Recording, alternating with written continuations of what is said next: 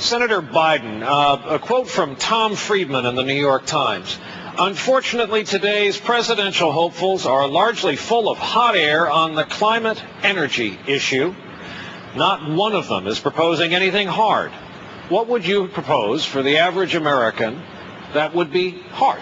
All kidding aside, I think that, look, it's a simple proposition. We have to make the equivalent of what Friedman has been talking about, and that is a Manhattan Project. We have to fundamentally shift the way we do it. We started off, Barack and I have a bill to make sure that every automobile sold in the United States has to be a flex fuel automobile. Every gas station in America, by the year 2009, has to have 10% of their pumps pumping E85 ethanol. We also have legislation in requiring that we invest $100 million a year the next couple years while this president's president in order to be able to find lithium battery technology to be able to power our cars.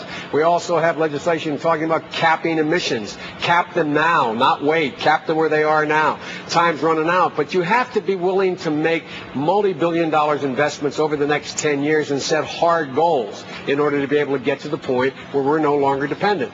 Governor Rich. The second day I would plan a huge initiative on making America energy independent with an Apollo-like program to become more reliant on renewable fuels. I'd ask the American people to sacrifice in so doing.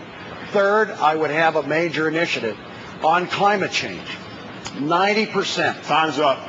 Reduce emissions by 2050. The fourth day I would take off. It is ready for a new energy policy. It is ready to deal with global climate change. And also on the issue of climate change, we ought to cap carbon emissions in the United States.